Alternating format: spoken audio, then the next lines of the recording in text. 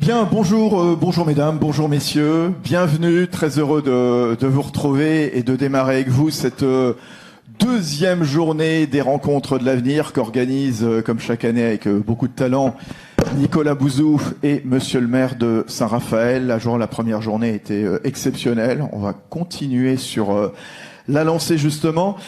Très heureux parce que le contexte, il est porteur. Déjà, on se revoit, alors peut-être pas de façon à 100%, bien sûr. Hein. On salue également tous ceux qui nous suivent à l'extérieur de Saint-Raphaël via les réseaux sociaux et via la retransmission en direct sur YouTube, parce que on nous disait hier, vous étiez des dizaines de milliers à suivre justement ces rencontres de l'avenir, signe du succès. Et puis très heureux parce que le contexte économique, il est porteur. C'est la Commission européenne dans sa note de conjoncture début novembre qui plaçait la France dans le peloton de tête de la croissance, avec un 6,5% pour 2021, et puis avec une belle tendance encore à venir pour 2022 aux environs de 4%. Évidemment, tout ça restera évidemment à affiner, tout ça évidemment est risqué de prendre trop de projections, mais enfin quand même, la tendance est forte.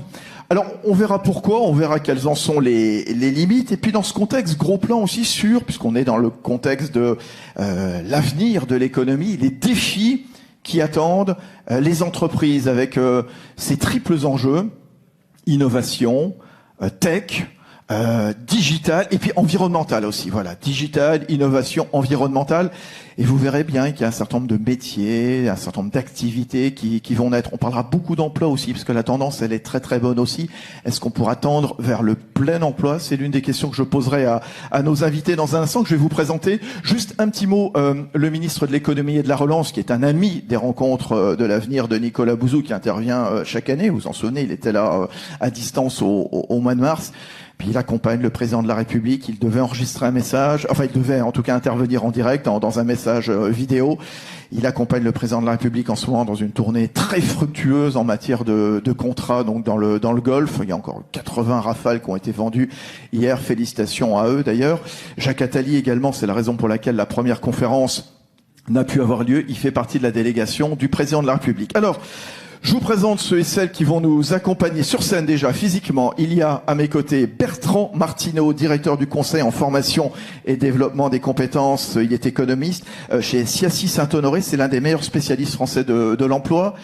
À ses côtés, il y a Éric Chanet, conseiller économique de l'Institut Montaigne. Un petit peu plus loin, l'ancien président du MEDEF, lui aussi, un habitué, bien sûr, des rencontres de l'avenir, monsieur Pierre Gattaz, président du groupe Radial, président de Business Europe, et puis auteur, on y reviendra d'ailleurs tout à l'heure, Pierre, s'il vous plaît, Le cœur et le courage. On parle beaucoup de plein emploi, c'est votre credo en ce moment. Et puis alors, un petit peu plus loin, là dans le nord, un petit peu plus au nord, bien sûr, où il fait pas très très beau. Là, il fait beau, Natacha.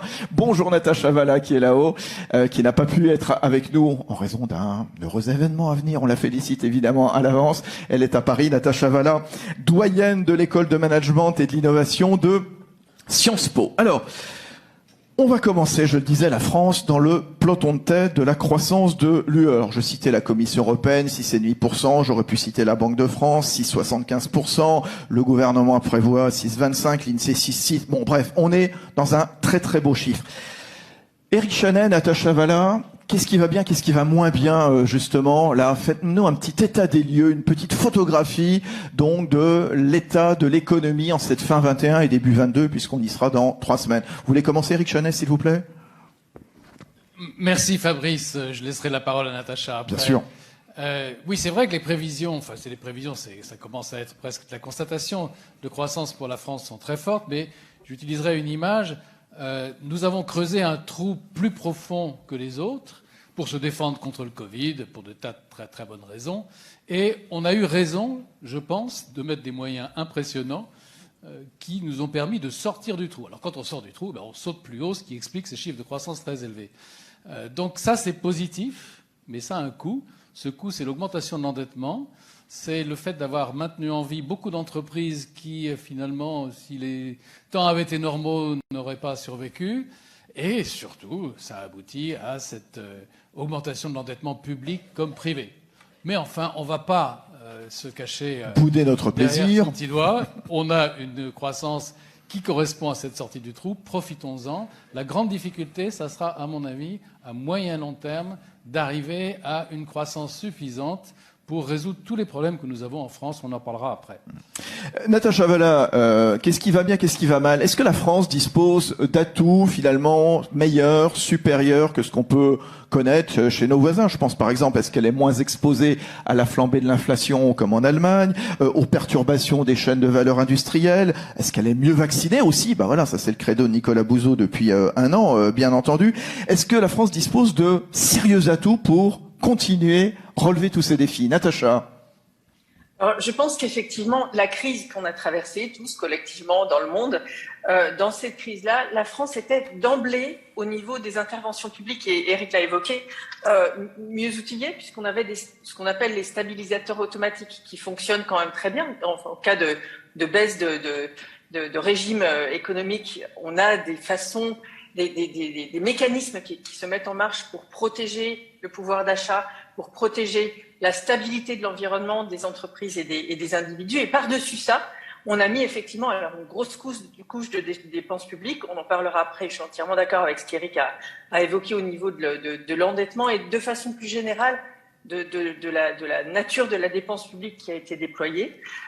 Et on se rend compte que ça a permis de préserver plein de choses. Ça a permis aux Français d'épargner. Donc aujourd'hui, on a beaucoup d'épargne qui sera peut-être, on n'en sait rien, c'est un des points d'interrogation, qui sera peut-être un relais de croissance au moment où cette épargne commencera à être dépensée, si elle est bien dépensée, si elle est dépensée d'une manière qui favorise la croissance. Et puis, ça a permis de protéger beaucoup de structures, c'est-à-dire beaucoup de liens, que ce soit des liens sociaux, des liens économiques. On a protégé l'emploi. Dans les mesures qui ont été déployées, l'emploi, le lien avec l'entreprise a été préservé. Ça, c'est plutôt favorable parce que on sait bien que quand on détruit ces liens-là, souvent, si ça dure un petit peu trop longtemps, c'est très compliqué à réenclencher. Ça a des coûts élevés. Ça demande de la formation spécifique, etc. On reviendra sur ces sujets parce que c'est un point qui n'est pas univoque. Mais en tout cas, de ce point de vue-là, on se situe plutôt bien. Et puis, dans le fond, alors on est encore... il ne faut pas crier victoire trop vite non plus. Je sentais ça dans le propos d'Éric de façon un peu subliminale. Toutes les mesures de soutien qui ont été mises en œuvre et qui ont été prolongées nous empêchent de lire la réalité de la santé des entreprises. C'est-à-dire qu'on a conservé l'ensemble, ce qui était une bonne chose. Il faudra maintenant être capable de faire... Alors, faire le tri, c'est un petit peu dur, mais en tout cas, faire la part des choses. D'une part, du point de vue de la santé des entreprises, de leur solvabilité réelle, c'est-à-dire hors mesures de soutien, et puis de leur pertinence dans le modèle de croissance qu'on va vouloir pour que le pays est en mesure de déployer dans cette phase post-crise. Et effectivement, de toute évidence, ça n'est pas un détail et ça sera sans doute important aussi dans les mois qui viennent.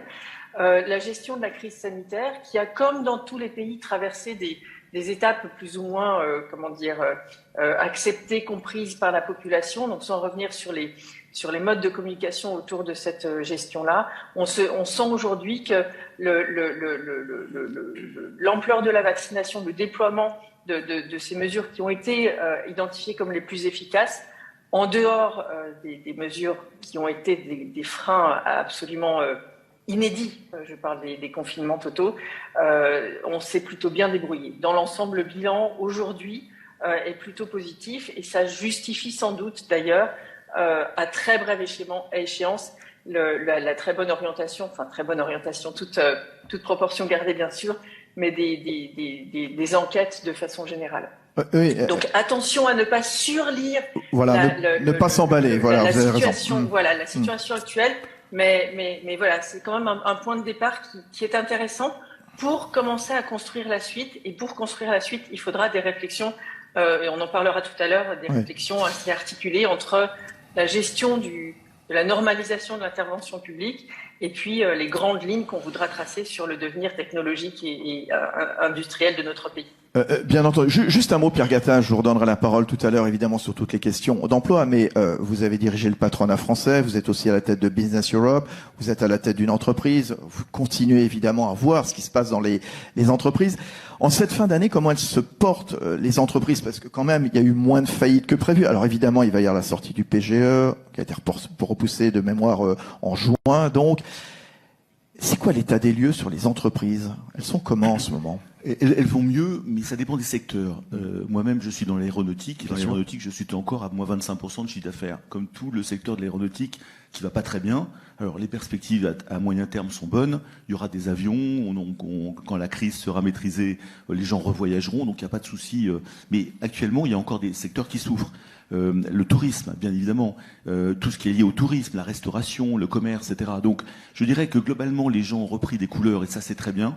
Les gens sont de nouveau optimistes en France et les entrepreneurs français se font beaucoup mieux et ça, c'est la bonne nouvelle, la très bonne nouvelle. Des réformes qui ont été faites depuis quelques années, de Manuel Valls d'une part, d'Emmanuel Macron d'autre part, ont permis aussi de redonner de la confiance aux entrepreneurs français et de changer l'image du monde sur la France. Il y a 10 ans, l'image était épouvantable, les gens fuyaient la France, les étrangers se rigolaient sur la France, c'était épouvantable. On était en fin de division 2. Là, on est peut-être au début de la division 2, et tout le problème pour nous maintenant... Que division 2 ? Oui, je crois qu'il faut qu'on passe en division 1, et on peut être les meilleurs de la division 1.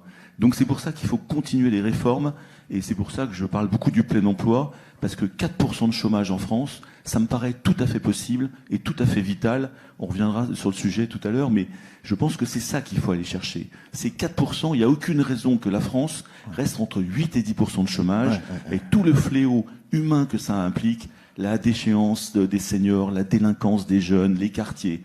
Quand vous êtes au plein emploi, comme font les Allemands depuis quelques années, ils ont réussi à intégrer 1 million de personnes de l'immigration. 1 million.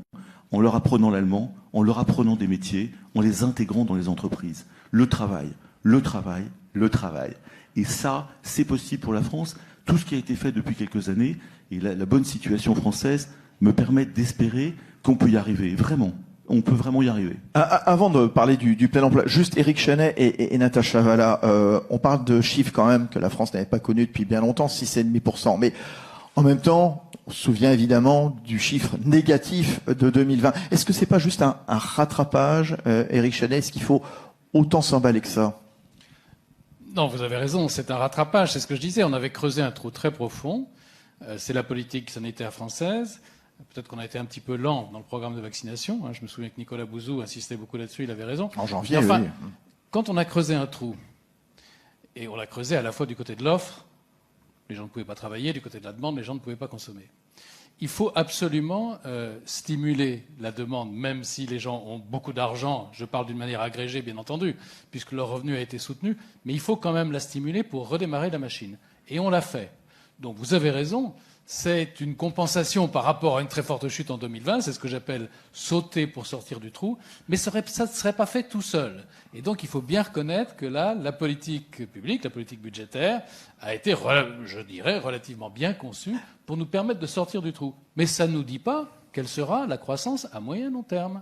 Oui, parce que comment on fait pour sortir d'une économie quand même, elle est nationalisée, on va utiliser peut-être un terme qui peut choquer, une économie sous perfusion, là aussi. Tant mieux, il y a eu le quoi qu'il en coûte. Et formidable tout ce qu'ont fait le président de la République, Bruno Le Maire, bien entendu.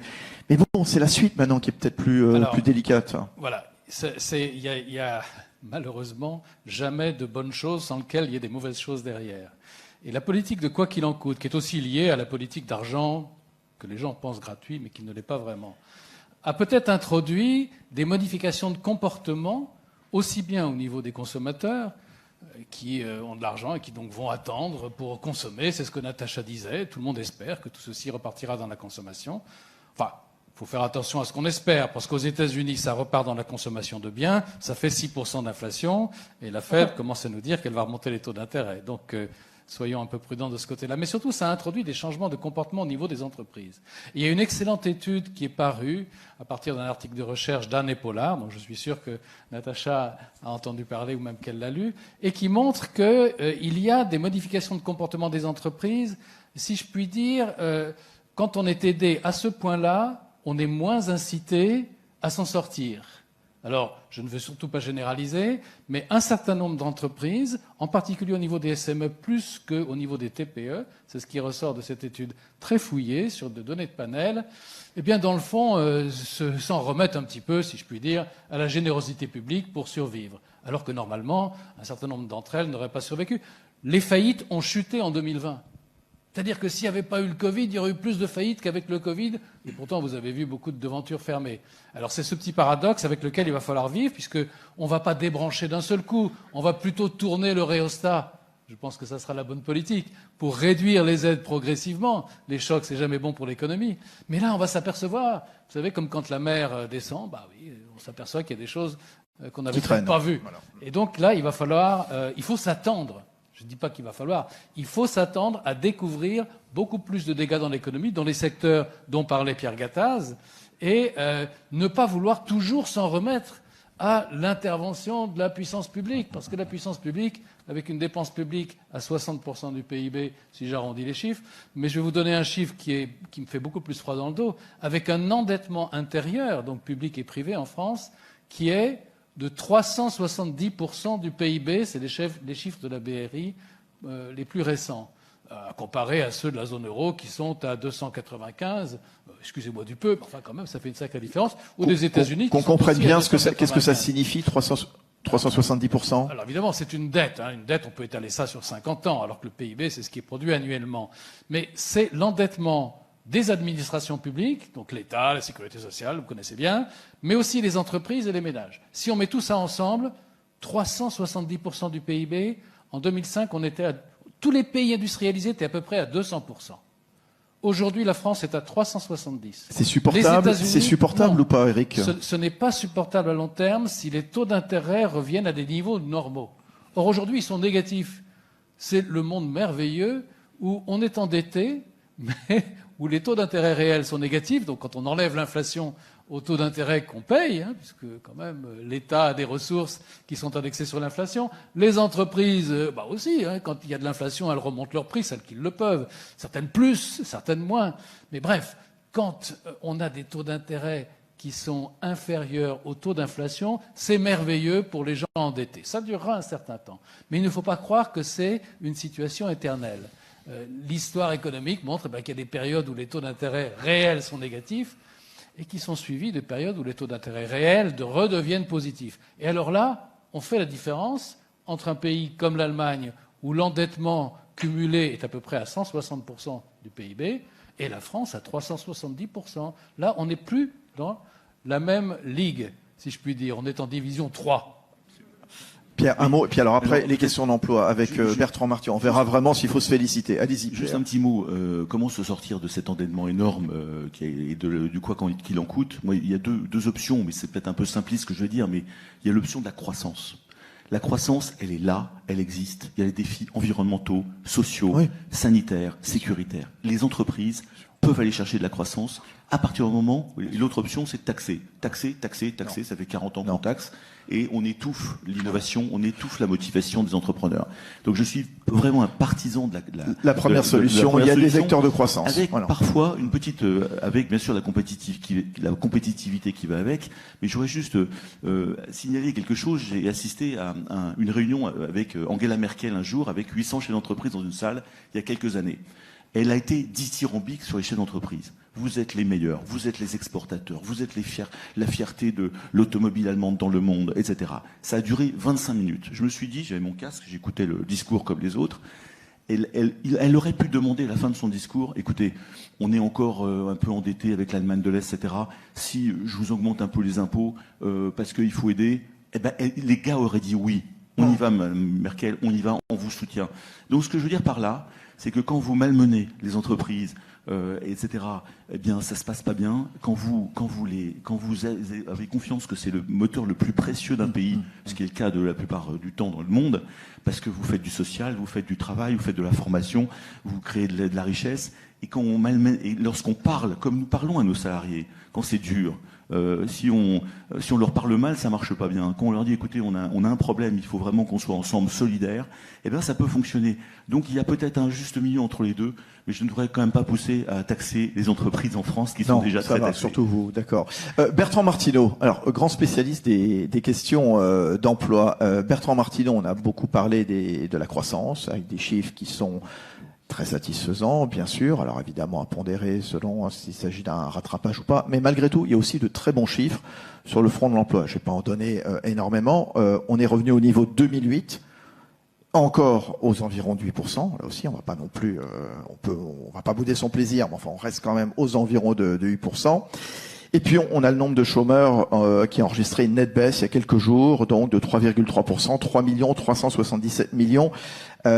Sont les chiffres du ministère de l'Emploi.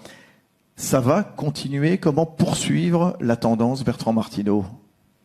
Alors, on a eu ces dernières années, je pense qu'il ne faut pas prendre le sujet sur un trimestre ou sur un an. En plus, les chiffres ont été terriblement perturbés, évidemment, par l'année 2020.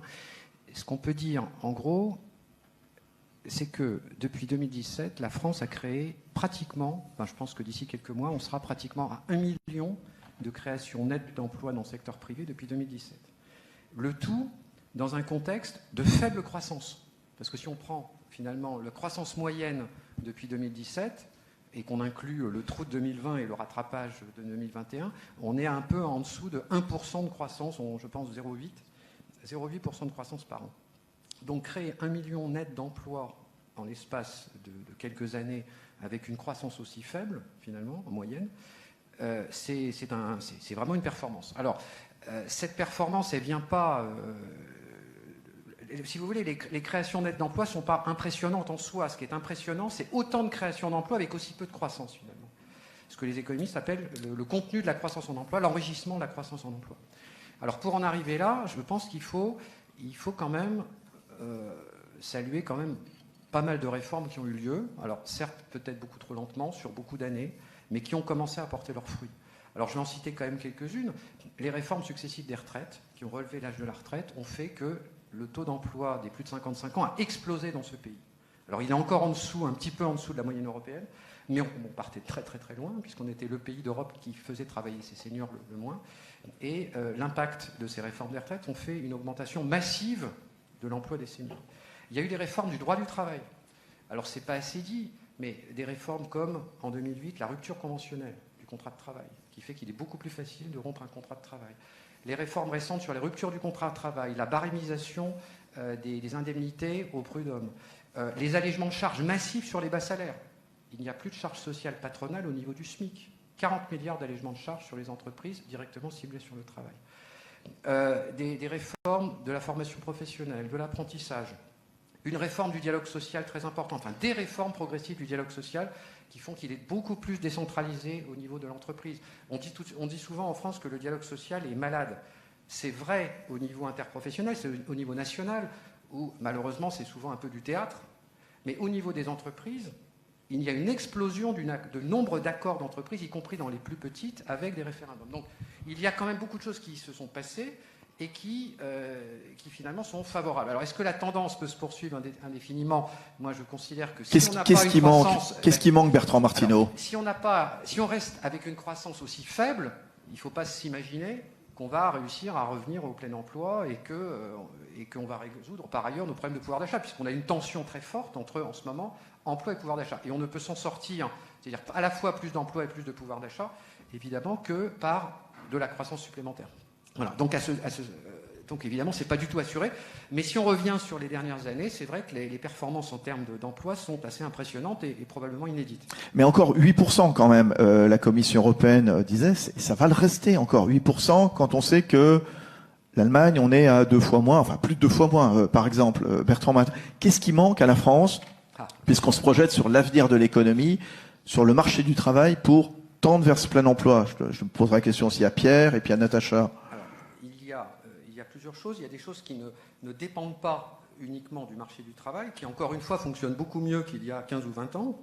beaucoup plus fluide, avec des réallocations de main-d'œuvre plus faciles d'un secteur à un autre. Tout ça est bien connu.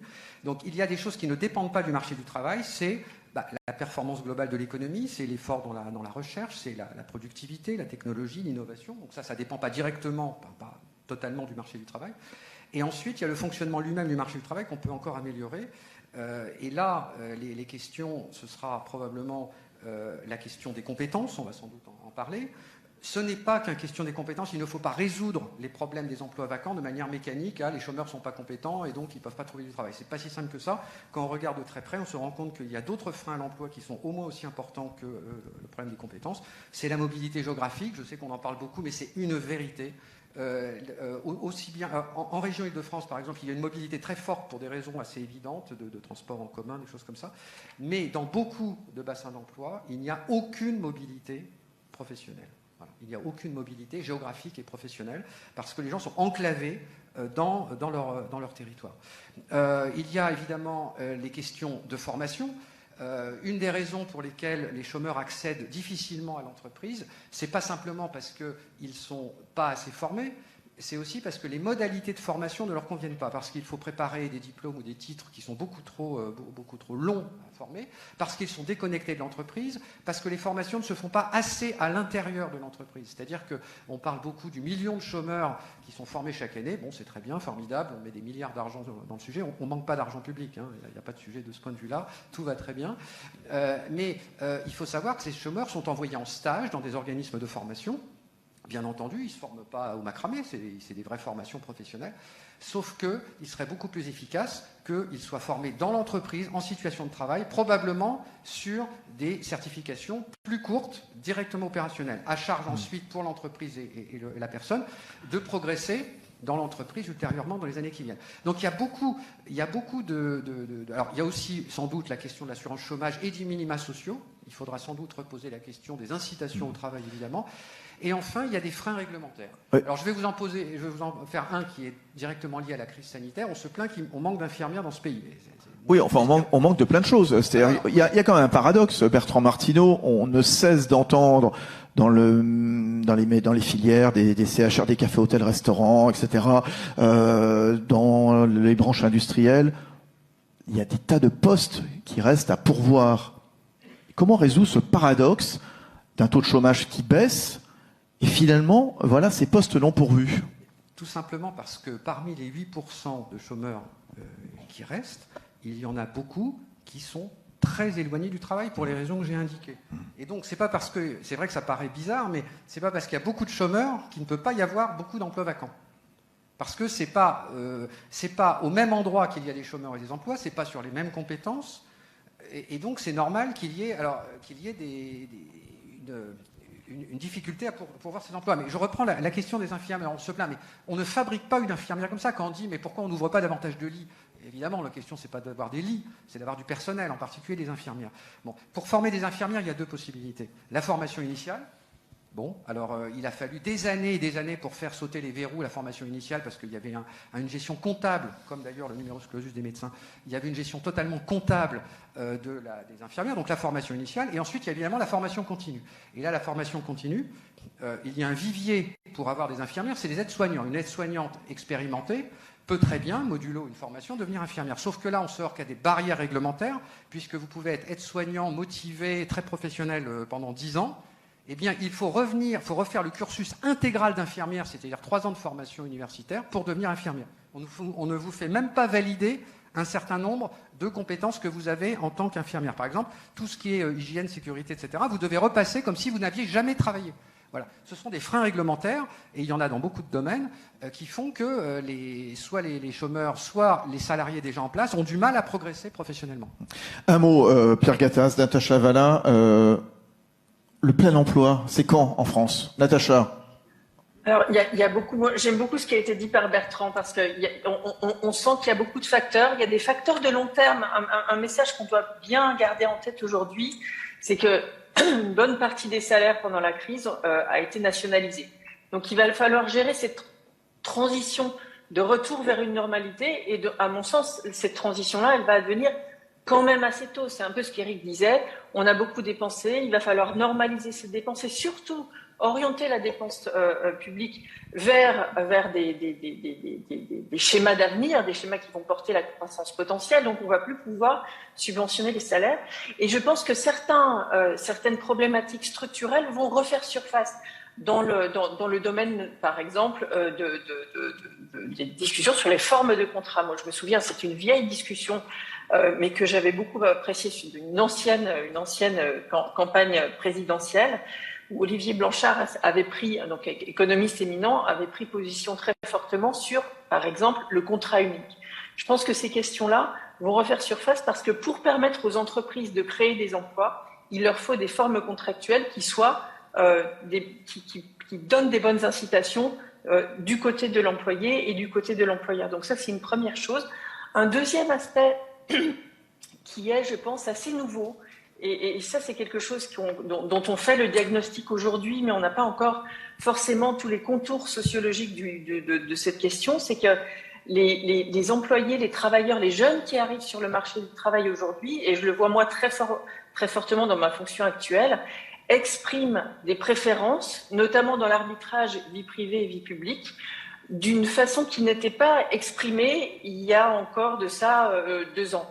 C'est-à-dire qu'on observe des arbitrages de la part de jeunes qui sont en face d'offres d'emploi et qui se disent finalement je vais pas prendre parce que j'ai pas assez de flexibilité, parce que ça ne me permet pas de télétravailler. Alors j'émets aucun jugement sur ces formulations-là, je dis simplement il faut prendre en compte ce rééquilibrage, pas forcément dans le pouvoir de négociation de ces nouveaux entrants sur le marché du travail, ça s'accompagne de ça aussi aujourd'hui dans les secteurs en tension, mais aussi sur l'expression de préférences qui pourraient, du côté des entreprises, finalement, les inciter à développer des nouvelles formes de travail ou à pérenniser des nouvelles façons de travailler pour que nos entreprises deviennent des employeurs attractifs.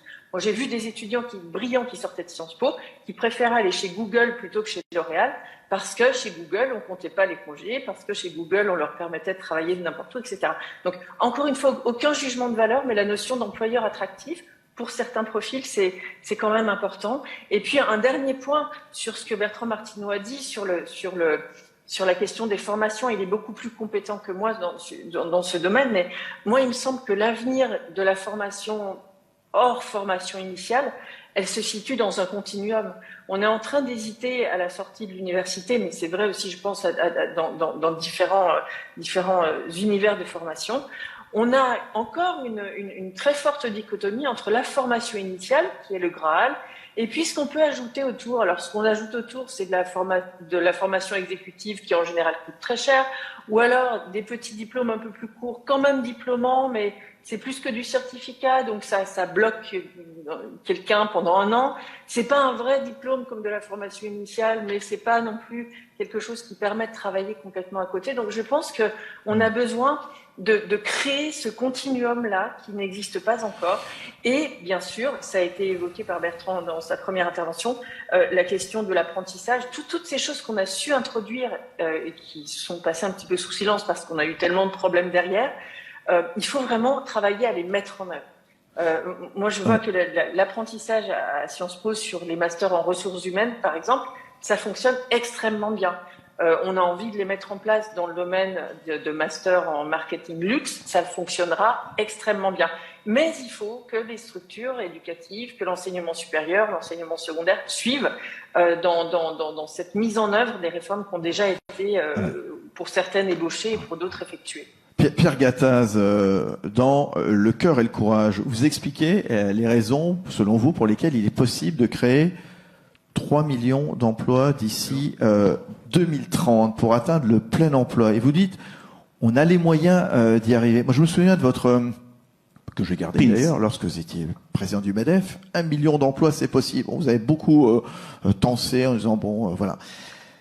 Qu'est-ce qu'il faut pour aller être audacieux et tendre vers le plein emploi en 2030 ? Dans ce petit livre, je suis parti de 3 millions parce que je pensais qu'on allait remonter à 10% avec la crise. Or, magnifique, nous sommes restés à 8%. Donc l'écart pour passer de 8% de chômage à 4%, qui est le plein emploi théorique, alors on peut débattre éternellement sur le sujet, c'est 2 millions d'emplois à créer. 2 millions d'emplois à créer, c'est tout à fait d'abord possible parce que nos voisins européens, et je prends toujours l'exemple de la Suisse, c'est 2,5% de chômage, des jeunes y compris, c'est 70% des gamins de 17 ans qui sont en apprentissage. C'est 25% du PIB dans l'industrie. On pense que c'est d'horribles financiers. Ce sont des industriels. Ils ont gardé toutes leurs usines.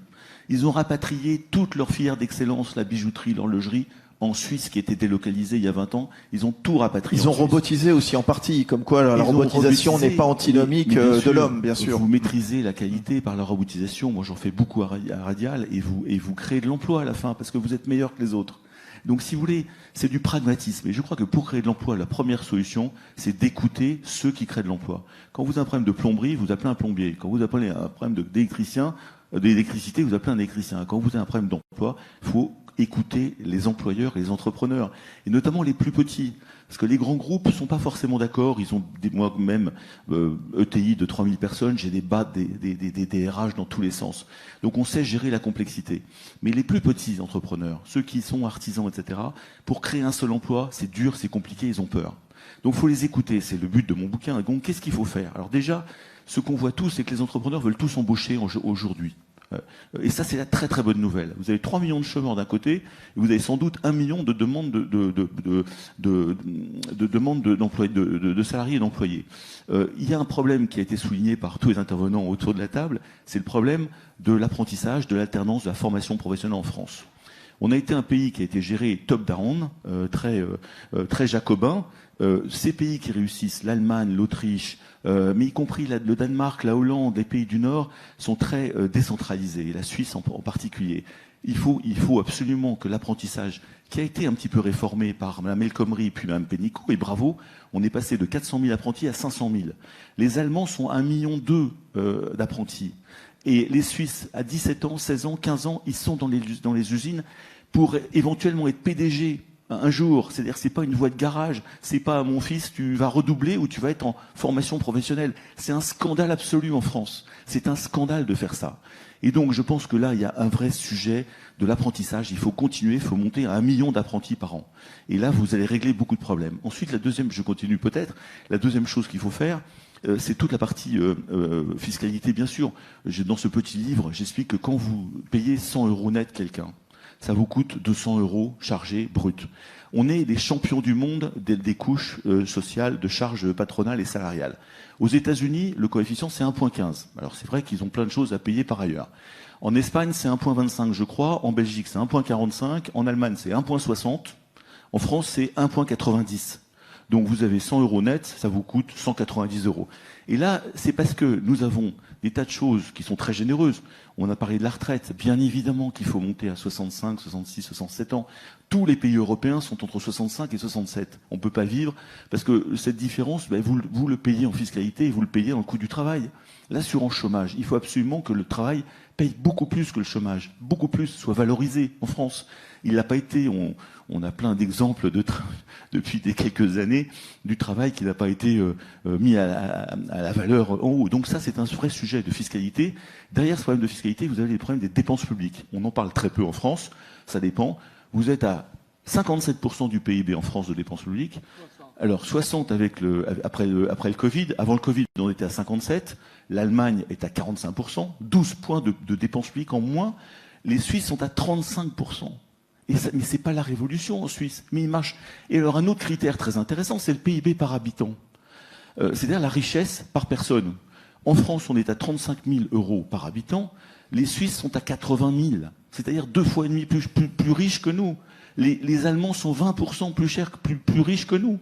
Quand vous regardez la France depuis 20 ans, eh bien, c'est des choses qu'on met un peu sous le tapis, on n'ose pas les mettre sous le truc. Et donc, je finis juste, je pense que le plein emploi va permettre justement, en arrivant à 4%, d'améliorer les conditions des jeunes, des seniors, etc., de donner de l'emploi pour tout le monde, et de faire en sorte qu'un chômeur, ça coûte 20 000 € à la collectivité. Quelqu'un qui bosse, ça rapporte entre 10 et 15 000 € à la collectivité.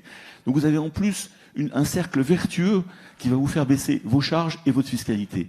Et en plus, dernier point, il y a beaucoup de problèmes dont on parle d'intégration des migrants, etc. le plein emploi permet d'intégrer beaucoup mieux les gens plutôt que les laisser au chômage à Argenteuil ou à Sarcelles ou à Maubeuge, que je connais bien parce que j'ai une association qui forme des chômeurs là-haut à l'entrepreneuriat qui s'appelle Y Croire. On travaille beaucoup sur la formation des chômeurs. Eh bien, je vois cette déchéance humaine et je vois que le travail, le plein emploi, vous inversez la peur. Ah, bien sûr. Quand vous êtes salarié à 8%, 10% de chômage, vous avez peur de votre travail. Quand vous êtes à 3 ou 4%, c'est le patron qui a peur que vos salariés partent. Vous inversez la peur. Et donc, vous faites tout pour les retenir. Et c'est pour ça que c'est hyper vertueux, le plein emploi. Et ça permet de régler des tas de problèmes humains, sociologiques, politiques, d'intégration, de formation. Donc, je pense que je suis toujours surpris que ce ne soit pas la première mesure que tous les partis politiques devraient mettre en haut de leur programme aujourd'hui. Je suis toujours surpris qu'on s'en fout. Oui, il y a d'autres sujets en ce moment, manifestement, dont ils se sont emparés. Des emplois, mais alors où exactement l'avenir de l'économie, Éric Chanet, Bertrand Martineau, Pierre Gattaz, Natacha Valla, ça va être quoi cette économie, puisqu'on est dans l'avenir de l'économie, une économie plus tech, plus digitale, plus environnementale, avec des nouveaux métiers. Certains nous prédisent 30 nouvelles glorieuses sur ce terrain. Éric Chanet, elle sera quoi cette économie ? Eh bien, tout, mon capitaine. Bon. Vous avez tout cité. Alors, d'abord, là, vous me lancez un hameçon. Les 30 glorieuses, dont on aime beaucoup s'en souvenir, pour les gens qui ne les ont pas connues, c'était une période où la population, où une grande partie de la population française vivait dans un état de misère. Hein, il n'y avait pas l'eau courante. Allez voir un film extraordinaire qui s'appelle Le Beau Serge. De Chabrol. De Chabrol. Ouais, ça vous montre un petit peu ce que c'était que la vie pendant les 30 Glorieuses. Donc les 30 Glorieuses, qu'est-ce que c'était ? C'était d'abord la sortie de la guerre, donc la reconstruction du pays. Mais avant tout, c'était ce qui s'est passé en Chine. C'est-à-dire qu'on a importé la technologie du pays qui était de loin le plus avancé. Il y avait un abîme entre nous et eux, les États-Unis. Et lorsqu'on rattrape un pays qui a inventé les solutions pour croître plus rapidement, des solutions technologiques, c'est bien plus facile que lorsqu'il faut trouver des choses qui n'existent pas encore. Donc cessons de nous gargariser sur les 30 glorieuses. Bon, alors, je retire. Voilà, et qui ont été... C'est quoi ces nouveaux métiers qui ont été en partie quand même achetés à crédit, si je puis dire. Regardez le système de retraite. Alors, vous avez donné tous les bons secteurs. L'économie, c'est quoi ? C'est l'heure de la réinvention, de la transformation ? Je vais vous dire, ça, je n'en sais rien. Et je pense même que ce n'est pas... D'abord, les économistes peuvent raconter tout ce qu'ils veulent là-dessus, et puis on verra dans 10 ans. Mais ce n'est pas tellement le rôle des politiques de nous dire il faut faire du digital, il faut faire ceci, il faut faire cela. Le climat, oui, c'est sérieux. Le climat, c'est sérieux, et ça demande une coopération internationale, et la France n'est pas mal située. Mais que peuvent faire les politiques pour aller vers ce plein emploi dont parle Pierre Gattaz ? Et les chiffres sont exactement ceux que vous donnez, 2 millions, 500 000. Il faut passer, on a encore 8 à 10 points de taux d'emploi, qui est un réservoir extraordinaire pour la croissance. Mais comment y arriver dans l'avenir ? Eh bien, moi, je voudrais mettre l'accent sur la dimension capital humain. Une partie de notre taux de chômage, ce n'est pas toute l'explication, et Bertrand Martineau a donné beaucoup d'autres éléments de non-flexibilité, mais une partie du taux de chômage tient au fait qu'une partie de notre population n'a pas la qualification suffisante pour être payée au SMIC, pour être rentable au niveau du SMIC. Et on ne peut plus baisser les charges, on est à l'os. Donc quelle est la solution ? Eh bien, elle ne peut être qu'à moyen long terme, qui est de remonter la qualification. Et là où je voudrais vraiment insister, c'est que nous allons dans la direction opposée, malheureusement. Nous avons fait des efforts pour la formation professionnelle, c'est très bien, on peut faire beaucoup mieux. Mais nous allons dans la direction opposée parce que, ne nous cachons pas les choses, qu'il s'agisse de marketing ou qu'il s'agisse de créer de nouveaux softwares, la formation scientifique, c'est, si je puis dire, la colonne vertébrale de la qualification future. Or, nous avons régressé du point de vue de la formation scientifique. Le niveau en mathématiques au niveau du CM2 a baissé en 10 ans. Nous sommes la France qui était dans des pays quand même où la formation mathématique et en sciences en général était de bonne qualité il y a 30 ans, et maintenant derrière la Bulgarie, dans l'Union européenne.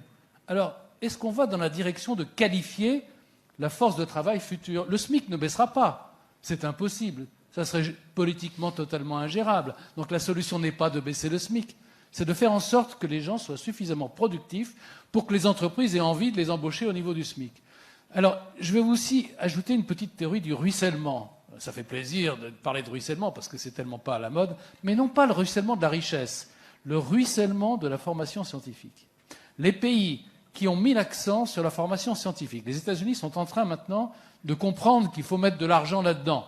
Je vais vous citer un cas intéressant. Jim Simons, qui est un milliardaire, un ancien mathématicien brillantissime d'ailleurs, et qui a fondé un hedge fund qui s'appelle Renaissance Capital, a gagné tellement d'argent que non seulement il finance la recherche fondamentale en mathématiques en France, mais il finance la formation des professeurs de mathématiques de l'État de New York dans les écoles publiques, considérant qu'elle est mauvaise. Bon, l'administration Biden est en train de prendre un virage de ce côté-là. Prenons le virage en France. Alors, ce n'est pas quelque chose qui rapportera dans les 5 ans à venir, et c'est là une des grandes difficultés, puisqu'il y a un cycle électoral. Mais c'est le meilleur investissement, ce ruissellement par la qualité de la formation, ce ruissellement qui crée de la productivité, qui augmente la qualification. C'est ça qui nous permet d'arriver au plein emploi. Un dernier mot sur le plein emploi, puisqu'on parle beaucoup des salaires, et ça va être des sujets de la campagne électorale, le pouvoir d'achat. Certains candidats à la candidature, candidates à la candidature, veulent relever les salaires de 10%, etc. Quels sont les pays où les salaires augmentent fortement? Ce sont les pays au plein emploi, parce que les entreprises n'ont pas le choix. Aux États-Unis, on est à 4,5% sur les salaires. On était à 4% avant le Covid, parce que l'économie était au plein emploi. En Allemagne, 3,5% de chômage. Les salaires sont à 4,5%. Les salaires sont une conséquence, justement, de l'équilibre sur le marché du travail. Il ne faut pas prendre les choses à l'envers. En augmentant les salaires, on va réduire la possibilité qu'un certain nombre de personnes puissent être employées. Donc en augmentant les salaires quand on n'est pas au plein emploi, on aggrave la situation. Quand on va vers le plein emploi, je vous garantis, les salaires augmentent. Donc c'est vraiment un objectif avec lequel il faut, s'unir. Et Pierre Gattaz a complètement raison, ça devrait être le numéro 1 dans les programmes électoraux. Je répète que pour y arriver, pensez à la formation, à la qualification scientifique. Mais vous savez, pour faire des sciences, il faut aussi bien maîtriser sa langue. Bon, c'est un autre débat. Un mot chacun, parce qu'après je voudrais vous donner la parole dans la salle. Il reste une grosse dizaine de minutes. Vous avez raison, applaudissez Eric. Les métiers de demain, par définition, on ne les connaît pas tous encore, Bertrand Martineau. Comment on se forme aux métiers de demain quand on parle de révolution technologique, digitale, environnementale, pourvoyeur de croissance, on l'a entendu? Alors, par définition, les métiers de demain, on ne les connaît pas. Ce qu'on observe, ce qu'on peut observer, ce n'est pas les métiers de demain, c'est la transformation des métiers d'aujourd'hui. Ce qui n'est pas tout à fait pareil, et ce qui, en termes de formation et de développement du capital humain, n'est pas le même. Par exemple, on peut vraisemblablement faire l'hypothèse que dans 10 ans ou dans 15 ans, il y aura encore des plombiers. En revanche, ce ne sera sans doute pas tout à fait les mêmes compétences. On peut imaginer que dans 10 ans, il y aura encore des radiologues. Et probablement, ils se feront aider par l'intelligence artificielle, ce ne sera pas exactement le même métier. Donc en fait, la question n'est pas des ruptures où du jour au lendemain une machine vient remplacer l'homme, c'est beaucoup plus progressif et c'est un bouleversement des métiers existants. Alors bien sûr, il y a des métiers qui sont totalement nouveaux, qui sont directement liés à l'irruption des nouvelles techniques, mais ce n'est pas la majorité. L'immense majorité, c'est la transformation des métiers existants. Et là, ce n'est pas 5 ou 10% des métiers qui vont disparaître ou être créés, c'est 90% des métiers qui vont évoluer. Même des métiers comme des métiers dans la justice, dans le juridique vont évoluer. Dans les RH. Dans tous les domaines, dans les RH, évidemment. Mais ça va se faire de manière progressive. Et d'où l'intérêt de la formation continue et du développement du capital humain. Je rappelle que dans une société avec des services de haute valeur ajoutée, le principal actif des entreprises, ce n'est pas uniquement les prouesses technologiques et la qualité des machines, c'est avant tout le capital humain. Alors même s'il n'est pas valorisé comptablement dans le bilan d'une entreprise, l'actif humain, le capital humain est absolument fondamental. Alors pour rebondir peut-être une minute sur ce que disait Eric, Eric a parfaitement décrit la question du long terme et de la formation initiale, sauf que comme il l'a dit, c'est du long terme.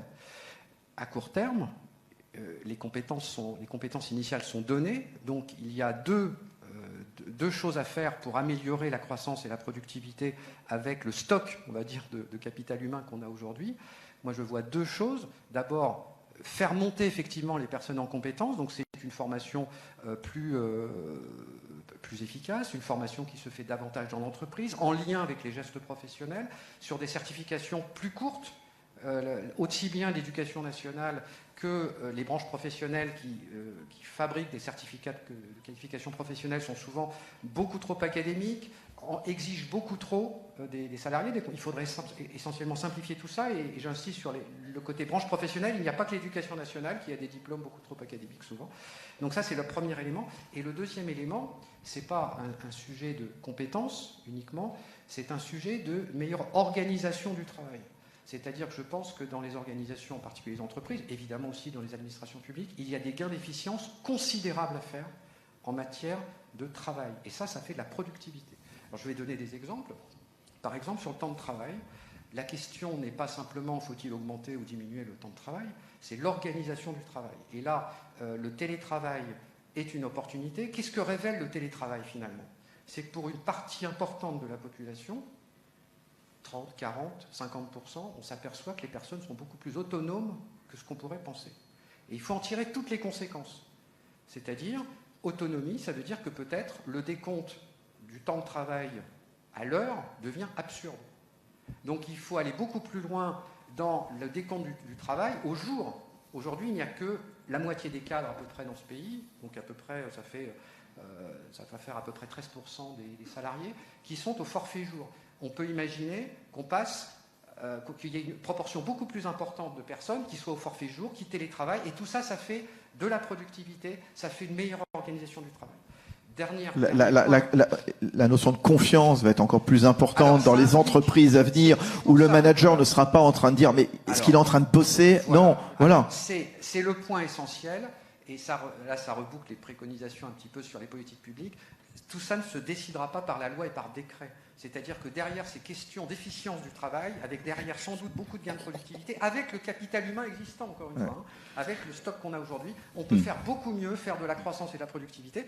Mais ce n'est pas une question, encore une fois, comptable de quantité de travail, c'est aussi une question de management, d'autonomie, de confiance et d'organisation apprenante. C'est-à-dire qu'il faut que les gens soient plus autonomes, apprennent au contact des autres, apprennent que les organisations elles-mêmes favorisent l'apprentissage, non pas en multipliant à l'infini les formations, mais simplement que dans la structure même de l'organisation productive, il y ait plus d'autonomie, plus d'apprentissage, que les gens se sentent plus en responsabilité. Donc il y a des marges de manœuvre énormes. Oui, Pierre Gattaz, quand on écoute Bertrand Martineau et quand on écoute tous ceux qui ont pris la parole depuis maintenant 3 quarts d'heure, on a l'impression que les entreprises ont vraiment de plus en plus dans leurs mains cet avenir, cette transformation, que ce soit sur le mode du travail, réinventer le management, donner beaucoup plus de confiance, d'autonomie, de responsabilisation, et puis même s'emparer de tout ce qui est les enjeux sociétaux. Moi, je rencontre, comme vous le savez, Pierre, régulièrement des chefs d'entreprise. Ils disent, oui, on continue de faire du profit, il faut faire du profit. Même les jeunes chefs d'entreprise qui créent leur boîte, on veut gagner de l'argent, mais on veut s'engager. Clairement, on veut être sur une voie responsable. C'est ça la tendance, c'est ça la nouvelle équation. Oui, tout à fait. Je suis tout à fait d'accord avec ce que dit Bertrand sur le capital humain, qui est la première ressource de toutes les entreprises, des administrations. Et je voudrais juste rebondir sur ce sujet. Je crois que pour réformer les dépenses publiques, le pouvoir public, il faut faire du management, faire confiance aux individus. On a des gens dans l'administration qui sont des gens formidables individuellement, qui sont broyés souvent par un système où il n'y a pas de management. Et donc nous, dans notre entreprise, pour survivre, on a été confronté à de l'agilité, de la compétitivité. C'est plus top-down, c'est plus le patron autocrate qui va dire à ses employés, tu fais ça, sinon je te vire. C'est tout à fait l'inverse. Et je crois que plus on va aller, plus ce management très participatif, très bienveillant, mais exigeant, parce que c'est pas le Club Med non plus. Non. Mais et ça sera facteur d'attractivité pour les jeunes qui vont se dire, bien sûr. ah bah tiens, cette entreprise, on y est bien. Voilà. Oui. Je peux réussir ma vie privée à côté, avoir du temps. Et puis en même temps, je peux m'épanouir dans la boîte. Voilà, c'est ce que disait Madame tout à l'heure. C'est exactement ça. C'est que Natacha qui disait que, eh bien, il y a les jeunes, notamment en génération, ils vont choisir leur entreprise. Et ça, c'est extrêmement important. Et à nous, entrepreneurs, et à nous, d'être attractifs, de comprendre ces nouveaux besoins, cette agilité, etc. Et je crois que c'est très important. Ça, la balle est dans notre camp. Et je crois qu'il faut être très agile, très intelligent sur ces sujets-là. Sinon, il y aura personne qui ira travailler pour nous. Ouais. On va redonner la parole à Natacha, peut-être au travers de vos questions, des réponses également. Donc, questions dans la salle pour terminer cette deuxième journée des rencontres de l'avenir de Nicolas Bouzou ici à Saint-Raphaël. Madame tend la main tout au fond de la salle. Question courte, réponse courte pour essayer d'en prendre un maximum. On va vous amener le micro. On a besoin du micro, comme je vous le disais. On est retransmis donc à l'extérieur de Saint-Raphaël. Donc il faut que les gens qui nous suivent puissent vous entendre. Vous avez le micro, c'est à vous. Merci. Vous parlez beaucoup de l'emploi et l'emploi est extrêmement important. Mais quid du financement, quand on voit le résultat des banques qui a été excessif, pour ma part, pourquoi est-ce que cet argent-là n'est pas mis au service justement de ces entrepreneurs qui ont besoin d'argent aussi pour se développer, qui ont besoin de confiance et qui ont besoin aussi qu'on prenne des risques pour que notre économie se développe. Alors c'est une question peut-être, est-ce que les banques n'en font pas assez pour les entreprises? Je ne sais pas. Natacha Valla, ça fait quelques minutes qu'on vous a pas entendu, à mon grand regret. Natacha. C'est une excellente question parce qu'en fait, elle est très en interface avec tout ce qu'on a dit jusqu'à maintenant. En France, les banques ont beaucoup prêté par rapport à leurs consoeurs européennes. La croissance des agrégats de crédit pendant la crise on n'a peut-être pas l'air, mais a quand même une résilience assez forte. Cela dit, la question que vous posez, elle est complètement au cœur du sujet parce que ce qui nous manque en France, en réalité, c'est pas forcément le financement par le crédit. CF, les agrégats qu'Éric mentionnait tout à l'heure en matière d'endettement du secteur privé, c'est le financement par les fonds propres. Et là, en France, c'est compliqué. C'est compliqué parce qu'on a d'un côté, alors pour le coup, d'un côté, une puissance publique qui est assez créative, la Banque publique d'investissement par exemple, mais aussi certaines instances européennes qui vont venir faire du private equity, qui vont venir faire du venture capital, qui vont essayer de nourrir cet écosystème pour venir au plus près des entrepreneurs, notamment des PME, notamment des startups, pour essayer de les faire, déjà de les aider à se créer et ensuite de les faire croître. Mais c'est cette phase de croissance des entreprises qui a beaucoup de mal à être financée aujourd'hui. Il y a sans doute plusieurs facteurs. Il y a un facteur qui est lié, il y a des facteurs réglementaires, mais on insiste sans doute trop dessus.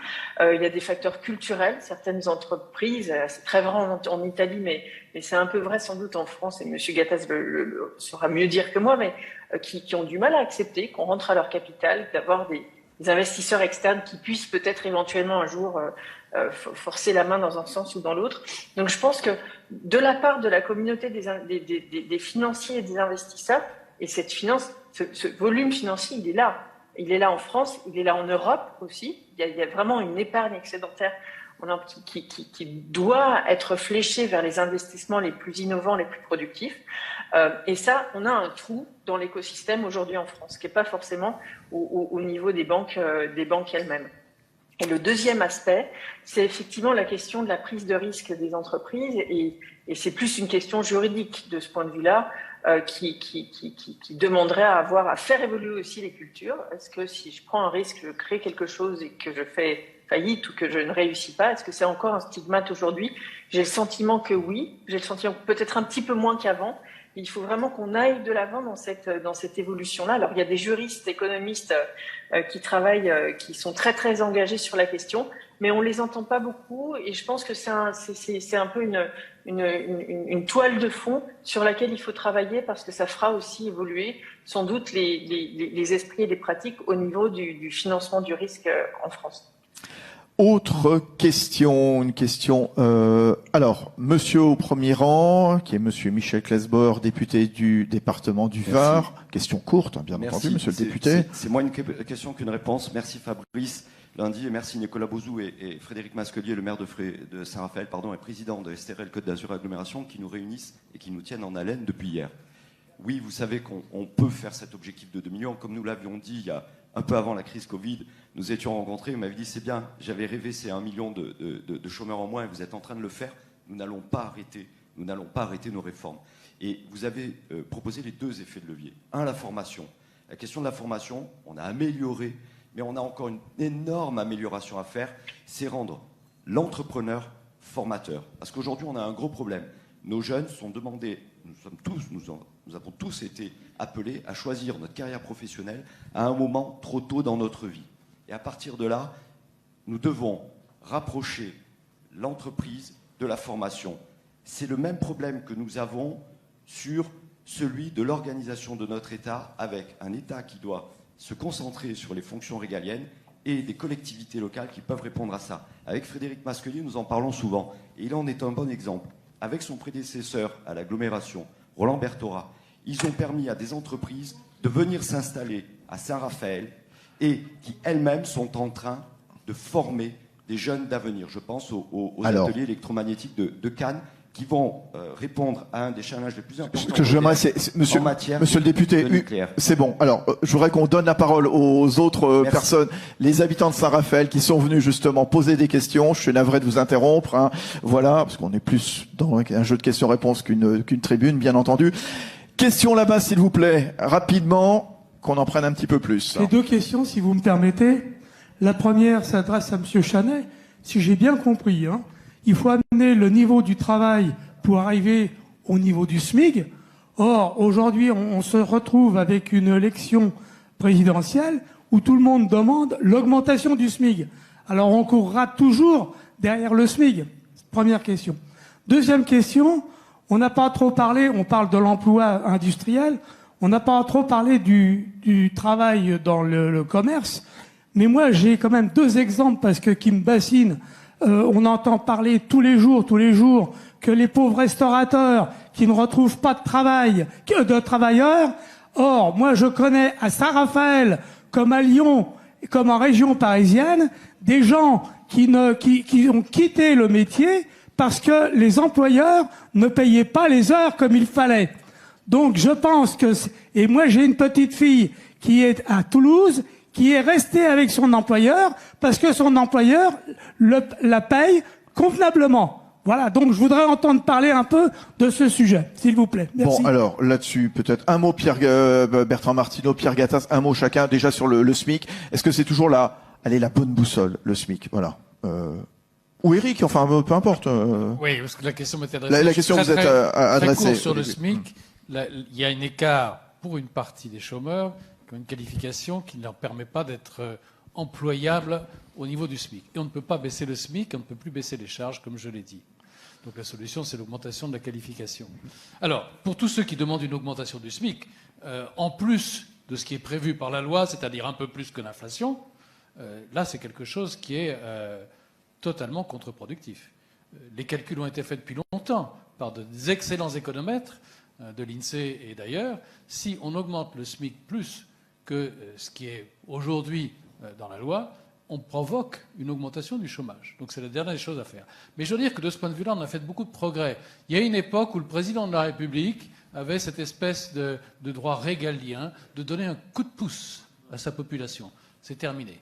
Le dernier coup de pouce a été donné par François Hollande au début de son mandat. Depuis, il n'y en a plus. Il y a une commission qui dit ce qu'elle pense du niveau du SMIC. Cette commission vient de rendre un rapport dans lequel elle explique qu'on est à l'os sur les allègements de charges.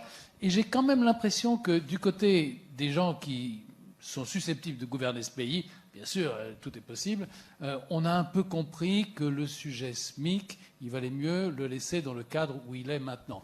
J'espère que ce n'est pas du wishful thinking de ma part. Bon, Pierre. Peut-être juste un complément d'information.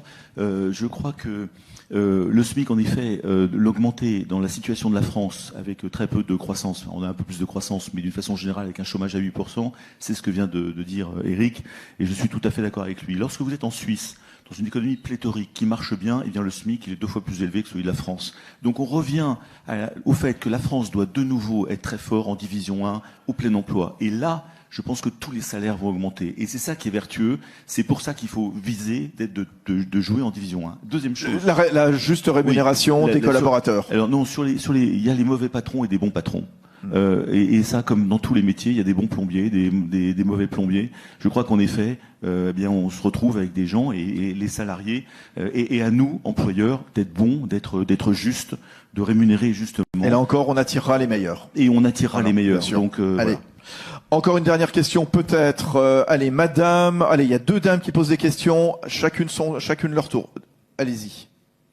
Ah bah monsieur, bon, bah très bien. Pas une dame, mais bah non, mais il y avait 2 dames qui... Voilà, je voyais. Alors, un mot. Alors oui, j'étais très intéressé par la façon dont on doit remonter la qualification, puisque le SMIC, en effet, est un minima. Moi, je suis très attaché à cette notion de qualification et de capacité à retrouver, si je puis dire, la voie des ingénieurs, la voie des mathématiciens, puisqu'on a quand même quelques mathématiciens de très grande qualité, donc Ilani, autres.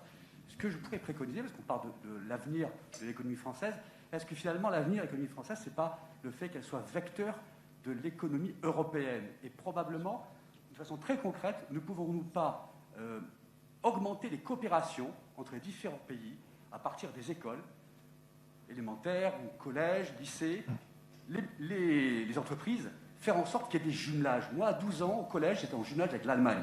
Donc j'avais mon meilleur ami, il était allemand, et il m'a appris énormément de choses, comme la rigueur, comme en effet la verticalité d'une pensée, comme la capacité à se structurer, parce qu'ils sont dans cette capacité de structure. Pourquoi ? Justement, puisqu'on a notre niveau en maths qui descend de façon déflagratrice, pourquoi ne pas essayer de refaire cette alliance des Européens par justement ces formations de qualification. Voilà. Alors passez le micro à votre voisine qui est pas très très loin de vous, comme ça on va prendre 2 questions en même temps. Voilà, madame, voilà, ici, et puis on va répondre à toutes les questions. Madame, rapidement.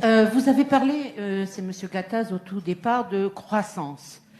La crise du Covid actuellement a montré que peut-être, et surtout elle a insisté sur le fait que on n'a pas une planète B, on est en train de consommer énormément nos ressources de la Terre, et que peut-être il faudrait penser un peu plus à l'environnement et à la façon dont les choses peuvent changer. Donc, comment croissance et modification de peut-être notre société sont compatibles ou pas? Alors, pour répondre déjà, madame, allez-y, Pierre. Allez. Je veux bien répondre. Voilà. En fait, vous avez parfaitement raison. Je crois que la croissance ne peut être que bien vertueuse que si elle répond aux problèmes du climat, de la planète et social. J'ai lancé au niveau de Business Europe, qui est le patronat européen, les 3 P. Prosperity, People, Planet. Mais la prospérité économique est nécessaire pour améliorer la situation de la planète et améliorer la situation du bien-être des gens. Pourquoi ? Parce que je considère que 80% des solutions à la planète, au climat, à l'environnement, aux matériaux, viennent des entreprises, de l'innovation, de la recherche. Et on a une boucle vertueuse dans nos entreprises. Eh bien, les plus vertueux et ceux qui attirent le plus de jeunes, c'est ceux qui sont extrêmement vertueux sur la planète. De ne pas consommer de papier, de recycler l'eau, de faire extrêmement attention aux matériaux, de plus utiliser. Et ça, je peux vous dire que dans les entreprises européennes notamment, il y a beaucoup de travaux qui se font. Notre inquiétude, c'est qu'on aimerait bien que les Chinois et que les Américains fassent la même chose. Et c'est bien ça le problème de l'Europe, c'est que nous sommes dans le Green Deal, le Fit for 55, qui sont des objectifs poussés par la Commission européenne, que nous partageons totalement, et en disant c'est nous qui avons des solutions pour justement qu'on fasse toutes ces améliorations. Bon, alors après, pour répondre à l'autre question, peut-être Natacha Valla, justement, est-ce que la France pourrait être quelque part vecteur justement de l'économie européenne? Pourquoi ne pas remettre en place des coopérations comme le soulignait, souhaitait ce monsieur que je remercie. Natacha, un mot, et puis peut-être Bertrand, alors, comme vous voulez. Oui, et puis on arrêtera après. Un mot sur la question de la croissance, implicitement de la question sur la décroissance et de la comptabilité de la croissance. Je pense que la France a vraiment un rôle à jouer aujourd'hui, dans un cadre où, je pense qu'on en parlera à la prochaine session d'ailleurs, le pays s'apprête à prendre la présidence de l'Union européenne. Dans 3 semaines. Il y a toute une réflexion sur la façon justement dont on prend en compte non seulement les externalités environnementales, mais toutes les dimensions qui aujourd'hui ne sont pas comptabilisées dans l'entreprise, la comptabilité d'entreprise, mais pas non plus dans la comptabilité publique et la comptabilité nationale. Je pense qu'il y a un effort qui doit être fait aujourd'hui. C'est un exercice qui est très concrètement sur la table des autorités européennes et dans le débat mondial. Cette prise en compte de tout ce qui est le reporting extra-financier. Et là, la France a vraiment un rôle à jouer parce que c'est une réflexion finalement sur le modèle de capitalisme qu'on veut promouvoir et les valeurs qu'on veut insérer dans ces grilles qui, in fine, deviendront des grilles comptables et qui nous produiront les chiffres de la croissance de demain. Ça, je pense que c'est absolument essentiel, il ne faut pas l'oublier. Et on a un moment historiquement opportun pour faire une contribution décisive en la matière. Allez, le mot de la fin. Bertrand Martineau, et puis après, on a un petit peu débordage. En quelques secondes, juste une remarque, c'est que tout ce dont on parle là, je doute fort que ce soit réglé par un État, de la loi, de la réglementation. Je crois que c'est au niveau micro que ça va se passer. Voilà. Tout ce dont on parle là, tous les comportements, le changement culturel, le management dans les entreprises, le dialogue social, c'est là que ça va se passer. Voilà. Et certainement pas par des lois, des règlements, etc. Bien, si vous avez aimé ceux et celles qui sont intervenus, je vous demande de les applaudir très très fort. Merci beaucoup. Merci à Natacha Valla, le meilleur pour la suite, bien entendu. doyenne de l'école de management et de l'innovation de Sciences Po, Pierre Gattaz. Pierre Gattaz, vous pourrez le retrouver, ce qu'il a sorti, Le cœur et le courage. Précipitez-vous sur son ouvrage, il est en vente un petit peu plus loin, pourrez vous le faire dédicacer, faire un selfie avec Pierre Gattaz, tout ce que vous voulez, mesdames ou messieurs, comme vous voulez. Éric Chanet, conseiller économique de l'Institut Montaigne, et Bertrand Martineau, directeur du conseil en formation chez CIACI Saint-Honoré. Merci, la journée ne fait que commencer. À tout à l'heure, bonne journée à toutes et tous.